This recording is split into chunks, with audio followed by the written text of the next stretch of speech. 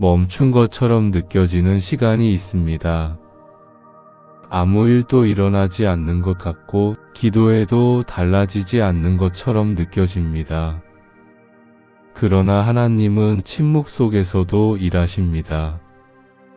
보이지 않는 자리에서 이미 새 일을 준비하고 계십니다.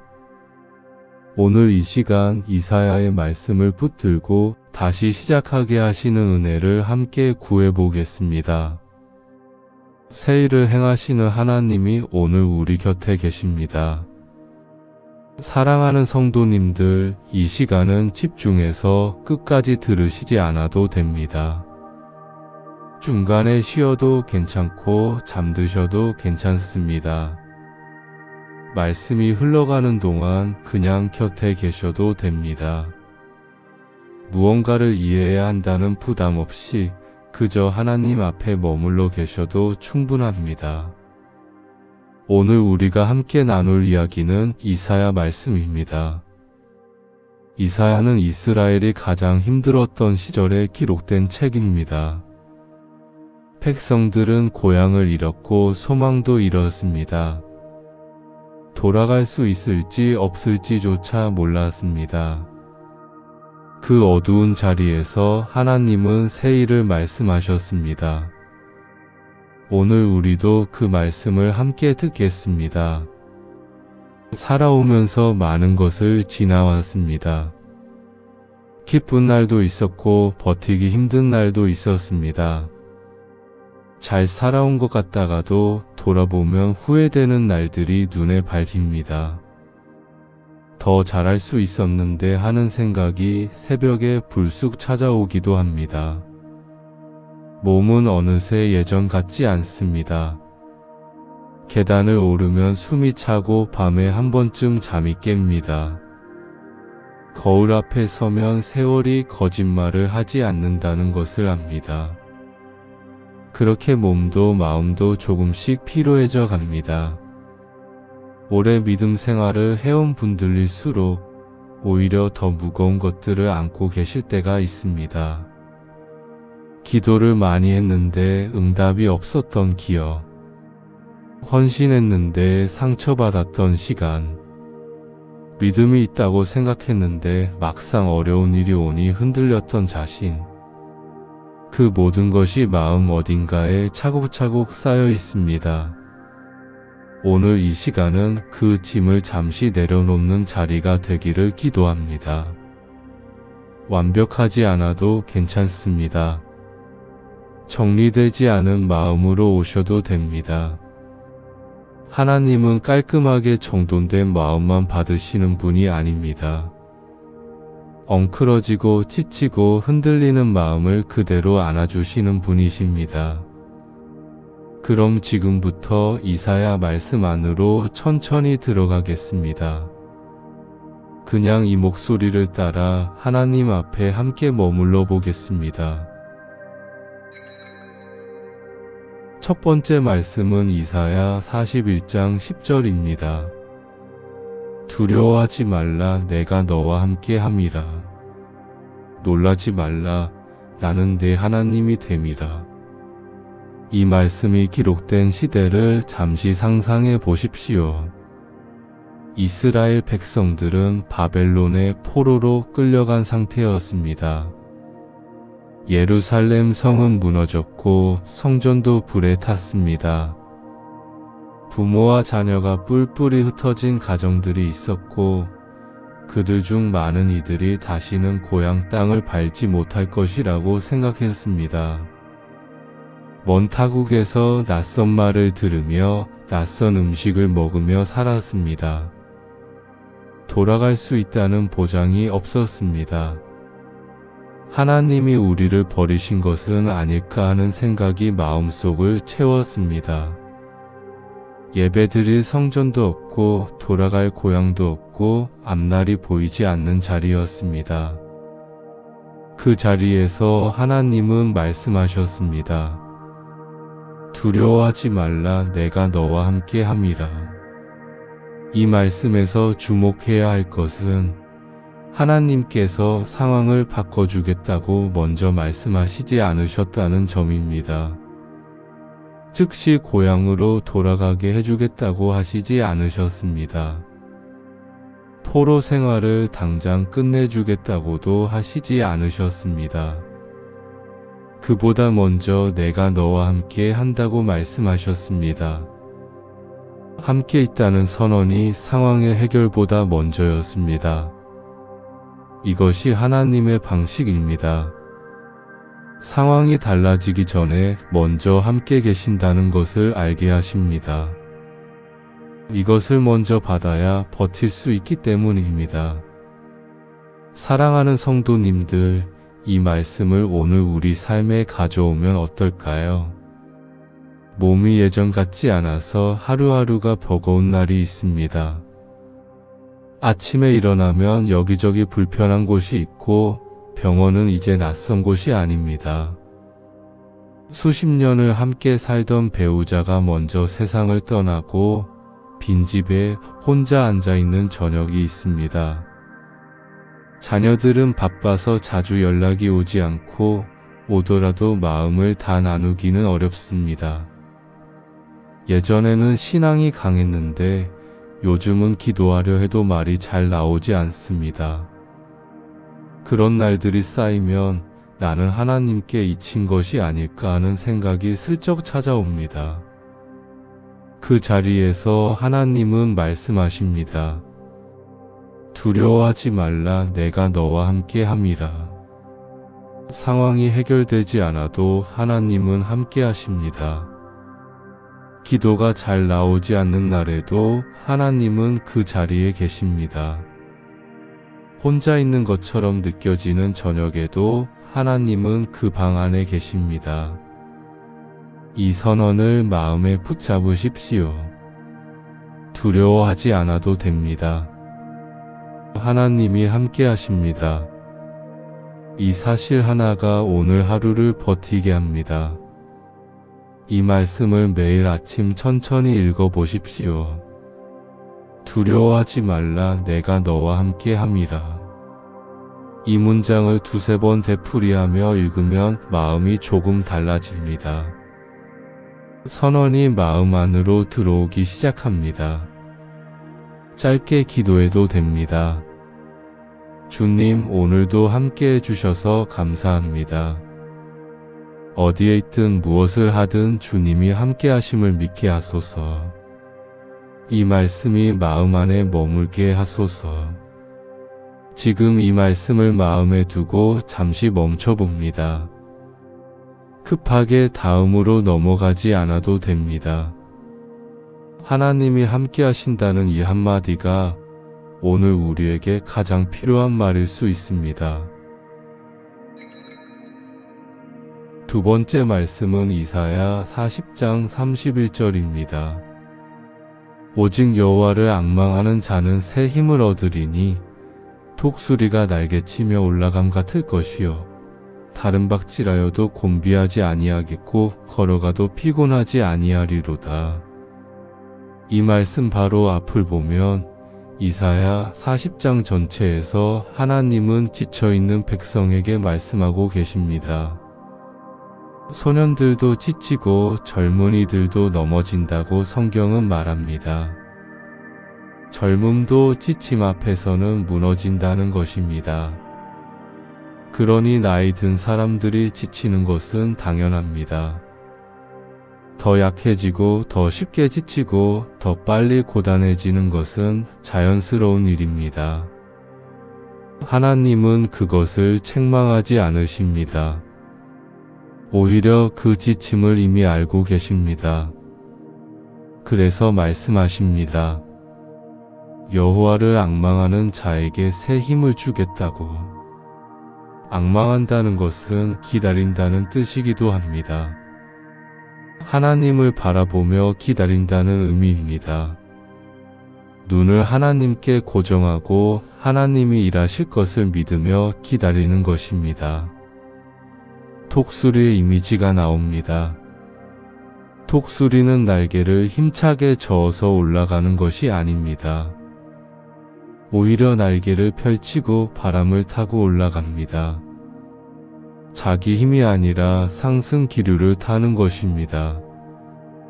하나님을 바라보는 것이 바로 그 상승 기류를 타는 일입니다. 내 힘으로 버티는 것이 아니라 하나님의 힘을 받아 살아가는 것입니다. 사랑하는 성도님들, 지치는 것은 잘못이 아닙니다. 몸이 힘든 것, 마음이 약해진 것, 기도할 기운이 없는 것, 이 모든 것이 우리의 실패가 아닙니다. 다만 그 자리에서 어디를 바라보느냐가 중요합니다. 내 힘으로 다시 일어서려고 이를 악물 때가 있습니다.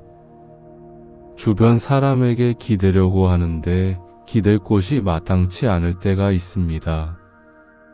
그때 하나님을 바라보십시오. 특별한 기도를 드리지 않아도 됩니다. 긴 시간 무릎 꿇지 않아도 됩니다. 그냥 눈을 들어 하나님을 바라보는 것입니다. 주님, 저 지쳐 있습니다. 힘이 없습니다. 그러나 주님을 바라봅니다. 이 짧은 고백이 앙망입니다.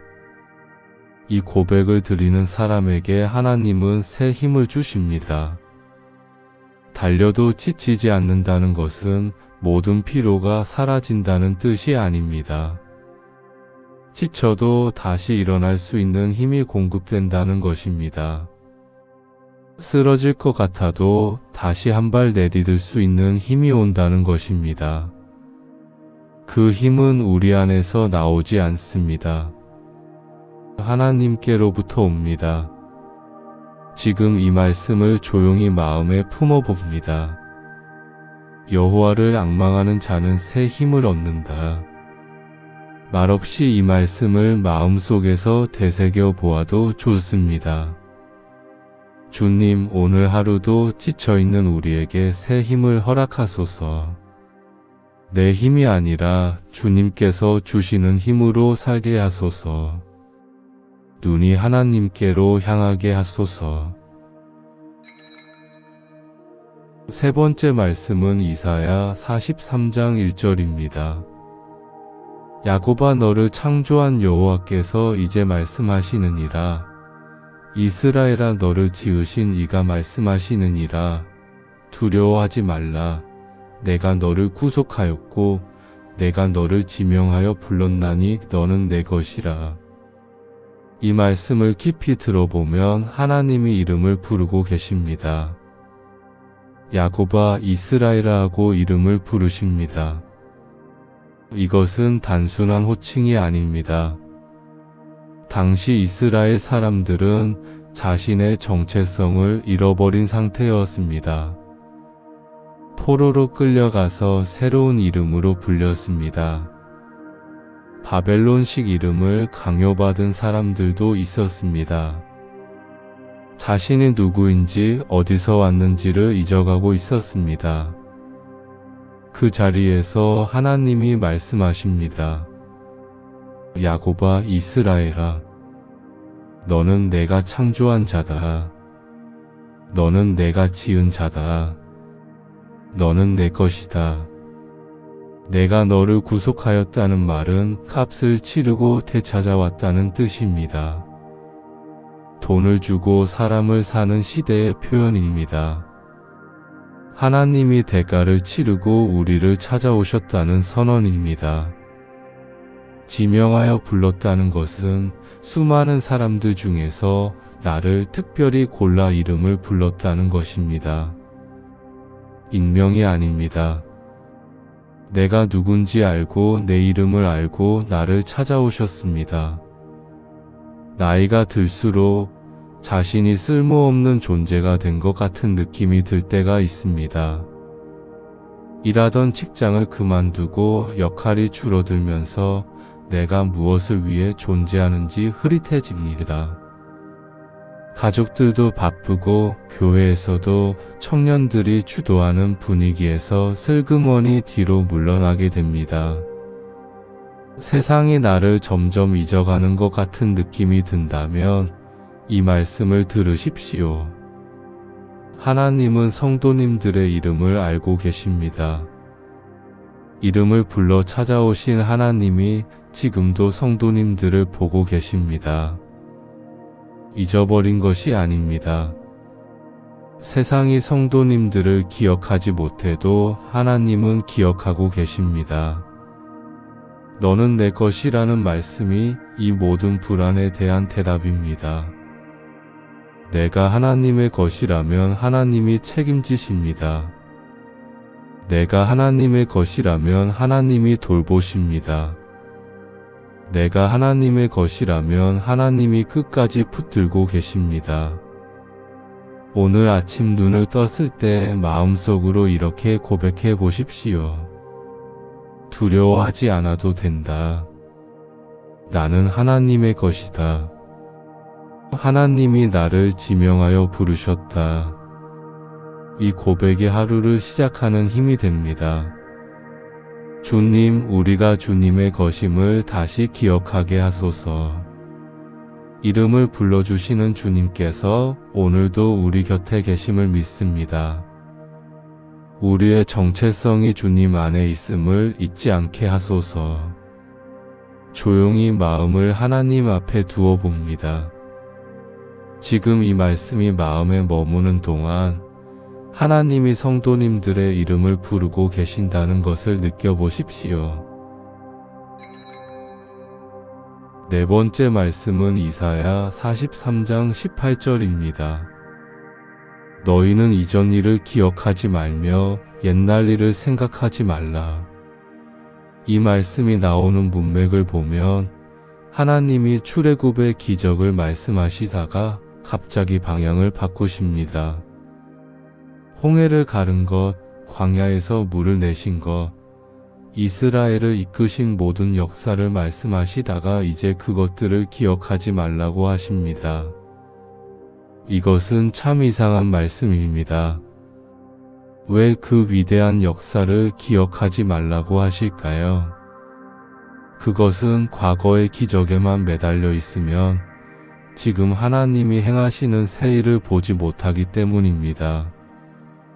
예전에는 이랬는데, 예전에는 저런 은혜가 있었는데 하고 과거만 바라보다가 지금 눈앞에서 일어나고 있는 하나님의 일을 놓칠 수 있습니다.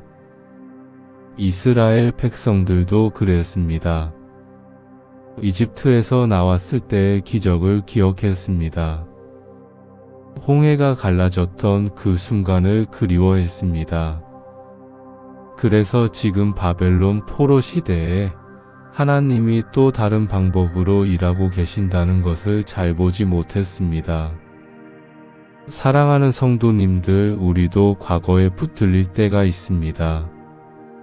젊은 시절의 믿음이 더 뜨거웠는데 하는 생각이 찾아옵니다. 기도가 강했던 때, 은혜가 넘쳤던 때, 그때는 하나님이 참 가깝게 느껴졌는데 하며 지금과 비교합니다. 또 반대로 과거의 실수와 후회가 자꾸 떠오릅니다. 그때 왜 그랬을까? 다른 선택을 했더라면 어땠을까 하는 생각이 새벽에 잠을 깨웁니다. 자녀에게 더 잘해줄 걸, 배우자에게 더 좋은 말을 해줄 걸, 그 사람에게 용서를 구할 걸. 그 후회들이 마음속에 켜켜이 쌓여 있습니다. 신앙생활을 오래 할수록 더 많은 것을 후회하게 되는 경우도 있습니다. 하나님을 더 오래 알았으면서 왜 그렇게 살았을까 하는 자책이 쌓입니다. 그런데 하나님은 말씀하십니다. 이전 일을 기억하지 말라, 옛날 일을 생각하지 말라. 이것은 과거를 부정하라는 말이 아닙니다. 과거를 아예 없었던 것처럼 살라는 말도 아닙니다.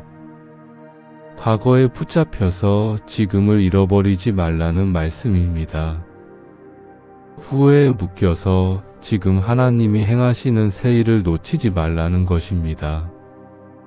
잘못한 것이 있다면 이미 하나님은 아십니다. 용서를 구했다면 하나님은 용서하셨습니다. 그 죄를 계속 끌고 다닐 필요가 없습니다. 하나님은 용서하셨는데 우리 스스로가 놓아주지 않는 것입니다. 이 말씀을 들으며 떠오르는 후회가 있다면 그것을 하나님께 드리십시오. 길게 말하지 않아도 됩니다.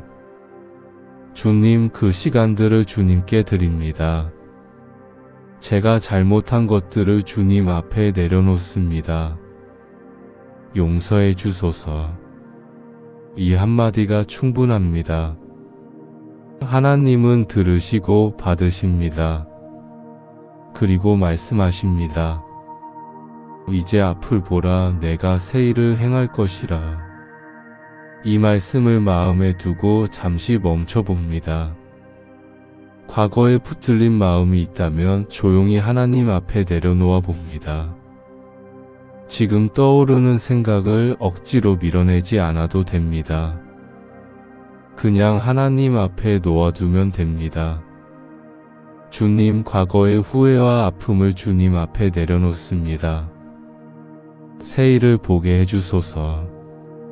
이전 일에 묶이지 않게 하소서. 오늘도 주님이 일하고 계심을 믿게 하소서. 5번째 말씀입니다. 이사야 43장 19절입니다. 이것은 이사야 말씀 전체에서 가장 빛나는 구절 중 하나입니다. 보라, 내가 새 일을 행하리니 이제 나타낼 것이라. 너희가 그것을 알지 못하겠느냐? 반드시 내가 광야의 길을, 사막의 강을 내리니. 보라 하고 하나님이 먼저 말씀하십니다. 이것은 명령이기도 하고 초청이기도 합니다. 내가 하려는 것을 보라, 눈을 열고 보라, 이미 시작되고 있는 것을 보라. 하나님은 이미 새 일을 시작하고 계십니다. 반드시 행하겠다고 미래를 말씀하시지만 동시에 이미 싹이 나고 있다고 말씀하십니다. 우리가 아직 보지 못해서 그렇지 하나님은 이미 시작하셨습니다. 광야의 길을 내신다는 것은 길이 없는 곳에 길을 만드신다는 뜻입니다. 막힌 것처럼 보이는 곳에 하나님이 길을 여십니다. 사막에 강을 내신다는 것은 불가능한 곳에 새로운 가능성을 만드신다는 뜻입니다. 메마른 땅에 물이 흐르게 하신다는 것입니다. 이 장면을 잠시 떠올려 보십시오. 수십 년을 신앙생활 해온 성도님들 중에 지금 이 시간에도 막혀 있는 곳이 있을 수 있습니다. 건강이 막혔습니다. 아무리 노력해도 나아지지 않는 것이 있습니다. 관계가 막혔습니다. 자녀와의 거리감, 오래된 상처, 가까워지지 않는 마음이 있습니다. 믿음이 막혔습니다. 기도가 나오지 않고 말씀이 읽혀도 마음에 들어오지 않는 시간이 있습니다. 바로 그 막힌 자리에 하나님이 길을 내신다고 말씀하십니다. 내가 광야의 길을 낸다. 내가 사막의 강을 낸다. 이 말씀을 들을 때 우리 안에서 무언가가 움직일 수 있습니다. 막혔다고 생각했던 그곳에 하나님이 이미 길을 시작하고 계신지도 모릅니다. 우리가 보지 못해서 그렇지 하나님은 이미 광야에 발을 디디셨을 수 있습니다.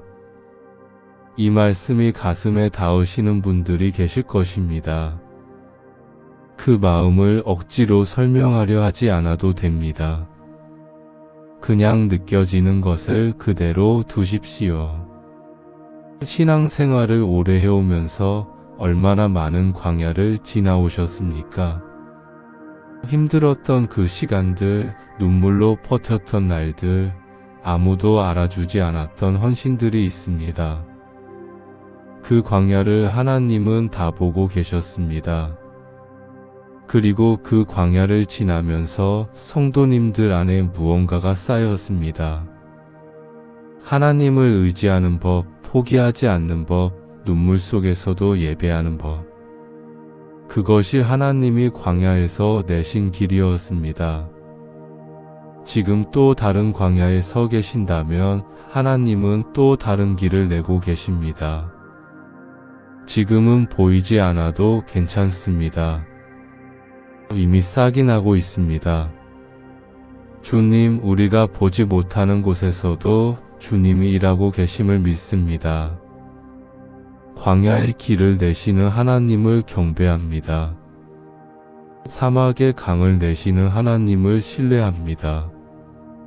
우리 눈에 막혀있는 그 자리에 주님이 먼저 들어가 계심을 고백합니다. 새 일을 행하시는 주님, 우리가 그 일을 볼 수 있게 하소서. 이 순간 잠시 침묵 속에 함께 머뭅니다. 말할 필요 없습니다. 생각하지 않아도 됩니다. 하나님 앞에 그냥 앉아있는 것만으로도 충분합니다. 하나님이 새 일을 행하신다는 이 말씀을 마음속에 남겨두십시오. 그것이 오늘 이 시간의 선물입니다. 여섯 번째 말씀은 이사야 30장 15절입니다. 주 여호와 이스라엘의 거룩하신 이가 이같이 말씀하시되 너희가 돌이켜 조용히 있으면 구원을 얻을 것이요 잠잠하고 신뢰하면 힘을 얻을 것이거늘. 이 말씀이 기록된 상황은 참 아이러니합니다. 이스라엘 백성들은 이집트와 군사 동맹을 맺으려고 사신을 보내는 중이었습니다. 아수르라는 강대국이 위협해 오자 하나님을 의지하는 대신 이집트의 군사력을 빌리려 했습니다. 빠른 해결책을 원했습니다. 눈에 보이는 군사력, 눈에 보이는 동맹, 눈에 보이는 전략을 원했습니다. 그때 하나님은 말씀하셨습니다. 돌이켜 조용히 있으면 구원을 얻을 것이라고. 잠잠하고 신뢰하면 힘을 얻을 것이라고. 조용히 있으라는 말씀은 아무것도 하지 말라는 뜻이 아닙니다. 바쁘게 자기 방법을 찾아다니는 것을 멈추라는 것입니다. 하나님을 의지하지 않고 자기 힘으로 해결하려는 조급함을 내려놓으라는 것입니다. 사랑하는 성도님들, 우리도 조급해질 때가 있습니다. 병이 빨리 낫기를 원합니다. 관계가 빨리 회복되기를 바랍니다. 자녀가 빨리 믿음으로 돌아오기를 기도합니다. 기도에도 더디게 응답되는 것 같으면 다른 방법을 찾습니다. 이 사람 저 사람에게 묻고 이 방법 저 방법을 시도합니다. 지치도록 애쓰다가 더 지쳐버립니다. 하나님은 말씀하십니다. 잠잠하고 신뢰하면 힘을 얻는다고. 조용히 있는 것이 힘의 원천이라고. 이것은 역설입니다. 아무것도 하지 않는 것이 힘이 된다는 것은 세상의 논리와 다릅니다. 하지만 믿음의 논리는 다릅니다. 하나님을 신뢰하고 기다리는 것, 그것이 가장 강한 행동입니다. 실천해 볼 수 있는 방법이 있습니다. 하루에 한 번 아무것도 하지 않고 조용히 앉아있는 시간을 가져보십시오. 5분이라도 좋습니다. 텔레비전도 스마트폰도 내려놓고 그냥 앉아 계십시오. 마음이 소란스러울 수 있습니다. 해야 할 일들이 떠오를 수 있습니다. 그래도 괜찮습니다. 그냥 그 자리에 앉아 하나님 앞에 있으십시오. 그 시간이 잠잠함의 연습이 됩니다. 주님, 우리가 조급해질 때 잠잠하게 하소서. 내 방법보다 주님의 방법을 먼저 기다리게 하소서. 신뢰하는 마음으로 주님 앞에 서게 하소서. 이 시간은 설명보다 쉼이 더 중요합니다. 조용히 잠잠함 속에 머물러 봅니다. 7번째 말씀은 이사야 26장 3절입니다. 주께서 심지가 견고한 자를 평강의 평강으로 지키시리니 이는 그가 주를 신뢰함이니이다. 이 말씀은 이사야 26장에서 나오는 감사의 노래 중 일부입니다. 하나님의 구원을 경험한 사람들이 부르는 노래입니다. 심지가 견고하다는 표현이 나옵니다. 이것은 마음이 흔들리지 않는다는 뜻이 아닙니다. 마음이 하나님을 향해 고정되어 있다는 뜻입니다. 상황에 따라 이리저리 흔들리는 것이 아니라 중심이 하나님께 있다는 것입니다. 바람이 불어도 깊은 뿌리 때문에 쓰러지지 않는 나무와 같습니다. 흔들릴 수는 있습니다. 그래도 뿌리가 있기 때문에 쓰러지지 않습니다. 그런 사람에게 평강의 평강으로 지키신다고 하십니다. 한 번의 평안이 아니라 거듭되는 평안을 주신다는 것입니다. 파도가 와도 파도 아래에 깊은 고요함이 있듯 그런 평안을 주신다는 것입니다. 우리의 마음이 얼마나 하나님을 향하고 있는지 생각해 보십시오. 힘들 때마다 세상의 방법을 먼저 찾는지, 하나님을 먼저 찾는지, 불안할 때 뉴스를 켜는지 성경을 여는지, 걱정이 밀려올 때 사람에게 전화를 먼저 하는지, 기도를 먼저 하는지, 이것을 판단하려는 것이 아닙니다. 다만 우리의 중심이 어디에 있는지 돌아보는 것입니다. 심지가 하나님께 고정될수록 상황이 흔들려도 평안을 유지할 수 있습니다. 그 평안은 하나님이 지켜주시는 것입니다. 우리가 만들어내는 것이 아닙니다. 하나님이 주시는 것입니다. 오늘 하루 중심을 하나님께 두는 연습을 해보십시오. 걱정이 밀려올 때 그 걱정을 크게 키우기 전에 하나님께 짧게 고백하십시오. 주님, 이 걱정이 밀려옵니다. 주님께 드립니다. 이 한마디가 중심을 하나님께 돌리는 행동입니다. 주님, 우리의 마음이 주님을 향하게 하소서. 심지가 주님께 고정되어 흔들리는 상황 속에서도 평강을 누리게 하소서. 주님이 주시는 평안을 받아들이게 하소서. 8번째 말씀입니다. 이사야 46장 4절입니다. 너희가 노년에 이르기까지 내가 그이여 백발이 되기까지 내가 너희를 품을 것이라. 내가 지었은즉 내가 업을 것이요 내가 품고 구하여 내리라. 이 말씀은 이사야 46장에서 우상과 하나님을 대조하는 문맥에서 나옵니다. 바벨론의 신들은 사람들이 들어서 운반해야 하는 존재였습니다. 짐승이 짊어지고 가야 했습니다. 그 신들은 짐이었습니다. 섬기는 사람들이 신을 짊어지는 것이었습니다.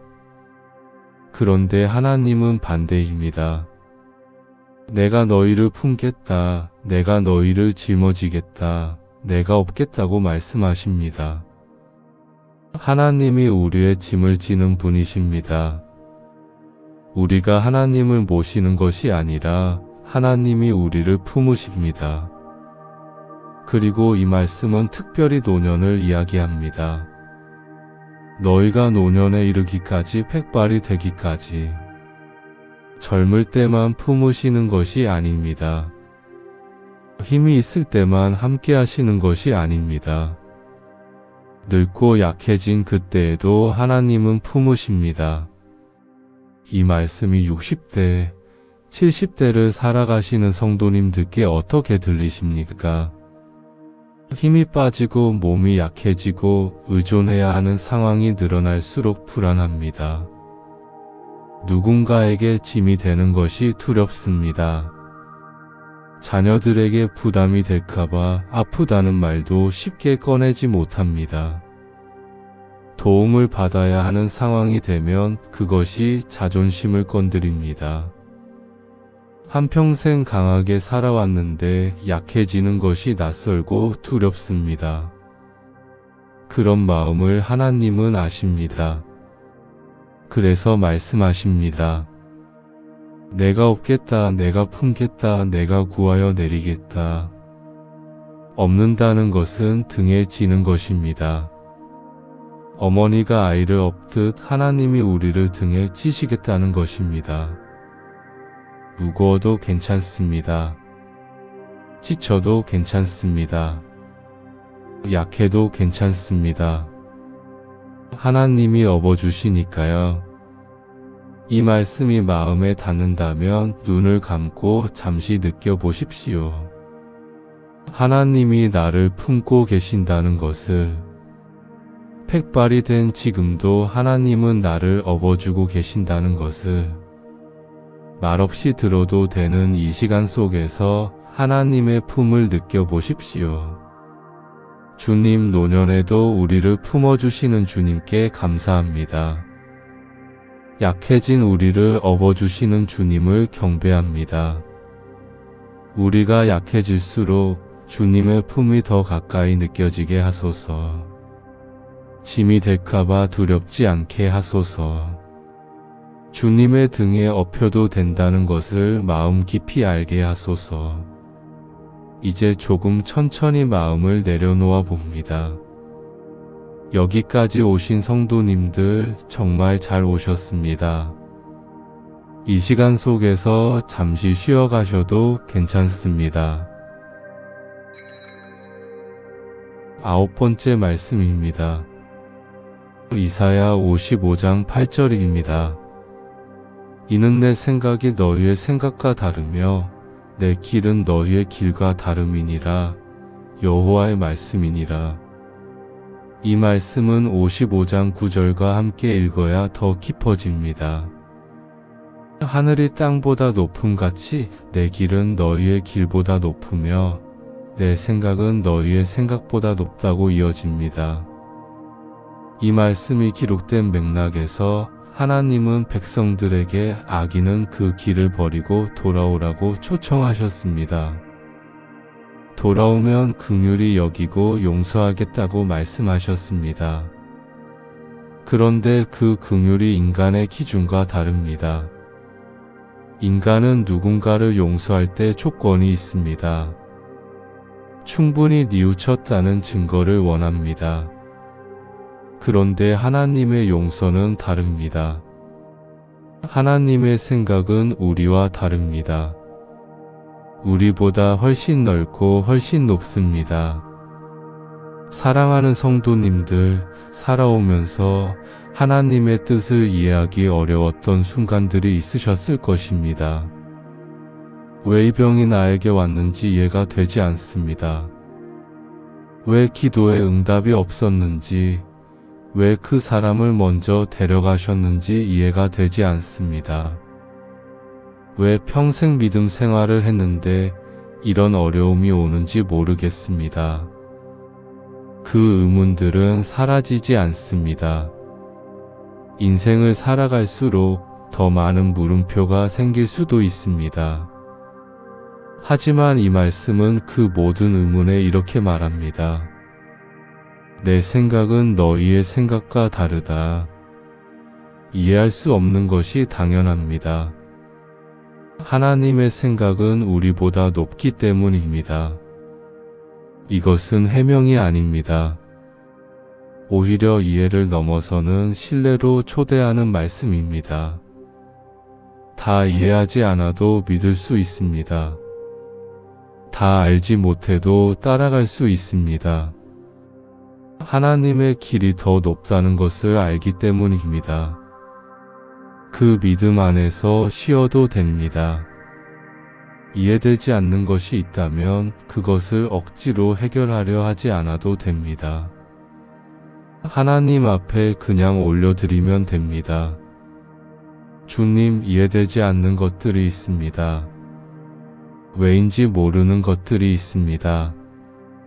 하지만 주님의 생각이 더 높음을 믿습니다. 주님의 길이 더 선함을 신뢰합니다. 이에 대신 믿음으로 물음 대신 맡김으로 나아가게 하소서. 마지막 10번째 말씀입니다. 이사야 55장 12절입니다. 너희는 기쁨으로 나아가며 평안히 인도함을 받을 것이요 산들과 작은 산들이 노래를 바라고 들의 모든 나무가 손바닥을 칠 것이며. 이 말씀은 이사야 55장의 마지막 부분입니다. 하나님이 백성을 회복시키시면 자연까지도 기뻐한다고 말씀합니다. 산이 노래하고 나무가 손바닥을 친다는 것은 온 창조 세계가 함께 기뻐한다는 표현입니다. 이 이미지를 마음에 그려보십시오. 포로로 잡혀갔던 사람들이 마침내 고향으로 돌아옵니다. 그 길에 기쁨이 있습니다. 평안이 있습니다. 그리고 그 기쁨에 자연도 함께 참여합니다. 이것은 하나님의 회복이 완전하다는 것을 보여줍니다. 일부분만 회복되는 것이 아닙니다. 삶 전체가, 마음 전체가 회복됩니다. 기쁨으로 나아간다는 표현이 아름답습니다. 억지로 나아가는 것이 아닙니다. 기쁨이 앞서고 그 기쁨이 우리를 이끄는 것입니다. 평안히 인도함을 받는다는 것은 우리가 길을 찾아 헤매는 것이 아니라 하나님이 이끄신다는 것입니다. 우리가 먼저 가는 것이 아니라 하나님이 먼저 가시고 우리가 따라가는 것입니다. 오늘 이 시간 전체가 그 여정이었습니다. 불안해서 시작했습니다. 두려움, 지침 후에 막힌 곳들을 지나왔습니다. 그리고 하나님의 새 일을 보았습니다. 잠잠함을 배웠고 하나님의 품을 느꼈습니다. 이해되지 않는 것을 맡기는 믿음을 배웠습니다.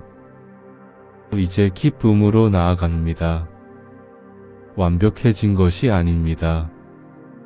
모든 문제가 해결된 것이 아닙니다. 하지만 하나님이 함께 하신다는 것을 압니다. 하나님이 새 일을 행하고 계신다는 것을 믿습니다.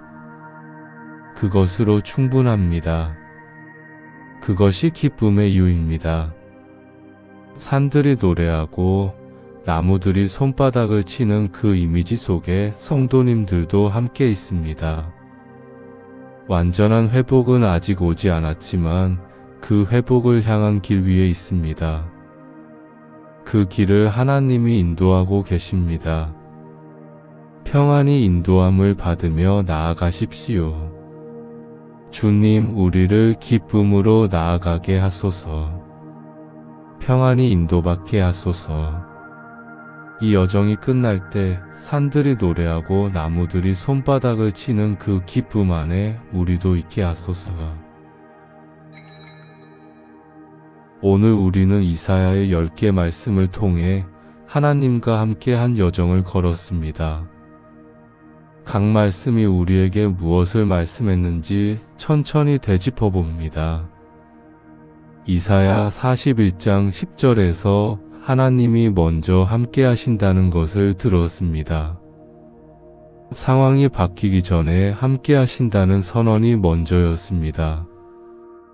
두려워하지 않아도 되는 이유가 상황의 해결이 아니라 하나님의 동행이었습니다. 이사야 40장 31절에서 지치는 것이 잘못이 아님을 배웠습니다. 소년도 지치고 젊은이도 넘어집니다. 하나님을 바라보는 것이 새 힘의 원천입니다. 독수리처럼 상승 기류를 타듯 하나님의 힘을 받아 살아가는 것입니다.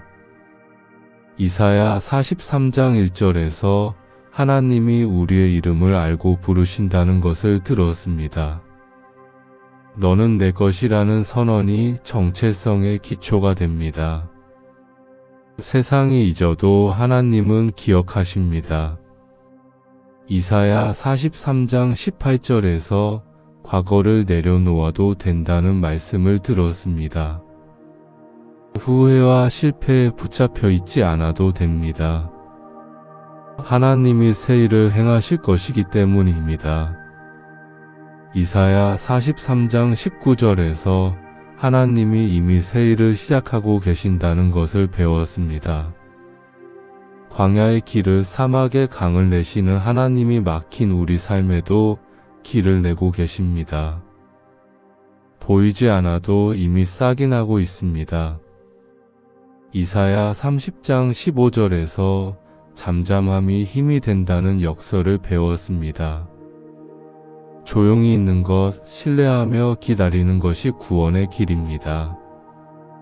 이사야 26장 3절에서 심지를 하나님께 고정하는 것이 평강의 비결임을 알았습니다.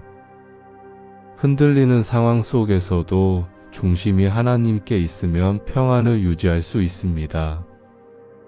이사야 46장 4절에서 하나님이 노년에도 품으신다는 약속을 받았습니다. 팩발이 되어도 하나님이 업어주십니다. 약해지는 것이 두렵지 않게 하는 말씀이었습니다. 이사야 55장 8절에서 이해되지 않는 것을 맡길 수 있게 되었습니다. 하나님의 생각이 더 높기 때문에 다 알지 못해도 신뢰할 수 있습니다. 이사야 55장 12절에서 기쁨으로 나아가는 결말을 보았습니다. 평안히 인도받는 여정, 산이 노래하고 나무가 기뻐하는 회복의 이미지로 마무리했습니다. 오늘 이 말씀들이 우리 삶에 어떻게 적용될 수 있을까요? 첫째, 매일 아침 두려워하지 말라는 말씀을 마음에 새기십시오. 일어나면서 내가 하나님의 것이라는 것을 고백하십시오. 이것이 하루를 시작하는 기초가 됩니다. 작은 고백 하나가 하루의 색깔을 바꿉니다. 둘째, 과거에 묶여있는 것들을 하나님께 드리십시오. 오늘 드리지 않아도 됩니다. 하지만 생각이 날 때마다 그때그때 하나님 앞에 내려놓는 연습을 하십시오. 한 번에 다 해결되지 않아도 괜찮습니다. 하나님께 드리는 그 행동 자체가 이미 해방의 시작입니다. 셋째, 조급함이 밀려올 때 잠잠함을 선택하십시오. 내 방법보다 하나님의 방법을 기다리는 연습을 하십시오. 기도를 드리고 그 다음은 하나님의 때를 신뢰하십시오. 이것이 잠잠함이고 이것이 신뢰입니다. 넷째, 약해지는 자신을 정죄하지 마십시오. 몸이 약해지고 기도가 짧아지고 믿음이 흔들려도 하나님은 품어주십니다. 하나님의 등에 업혀도 됩니다. 그것이 신앙의 후퇴가 아니라 하나님을 더 깊이 의지하는 성숙입니다. 이제 마지막 기도를 드리겠습니다. 사랑하는 하나님 아버지, 오늘 이 긴 시간 우리와 함께 해주셔서 감사합니다. 이사야 말씀을 통해 새 일을 행하시는 하나님을 다시 만나게 해주셔서 감사합니다. 두려워하지 말라는 말씀이 오늘 우리 마음에 내려앉게 하소서. 상황이 달라지기 전에 주님이 먼저 함께 하신다는 것을 믿게 하소서. 지쳐있는 성도님들에게 새 힘을 허락하소서. 독수리가 날개치며 올라가듯 주님의 힘으로 다시 일어서게 하소서. 이름을 불러주시는 주님께 감사드립니다. 주님의 것이라는 정체성을 잊지 않게 하소서. 세상이 기억하지 못해도 주님이 기억하심을 믿게 하소서. 과거의 후회와 아픔을 주님께 드립니다. 이전 일에 묶이지 않고 주님이 행하시는 새 일을 바라보게 하소서. 광야의 길을 내시는 주님, 지금 막힌 것처럼 보이는 우리 삶의 자리에도 길을 내주소서. 사막의 강을 내시는 주님, 메마른 것처럼 느껴지는 마음에도 은혜의 물이 흐르게 하소서. 조급할 때 잠잠하게 하소서. 내 방법보다 주님의 방법을 먼저 기다리게 하소서. 신뢰하며 기다리는 것이 힘의 원천임을 기억하게 하소서. 마음의 중심을 주님께 고정하게 하소서. 흔들리는 상황 속에서도 주님이 주시는 평강을 누리게 하소서. 노년에도 품어주시는 주님께 감사드립니다. 약해지는 것이 두렵지 않게 하소서. 주님의 등에 업혀도 된다는 것을 마음 깊이 받아들이게 하소서. 이해되지 않는 것들이 있습니다. 왜인지 모르는 일들이 있습니다. 하지만 주님의 생각이 더 높음을 믿습니다.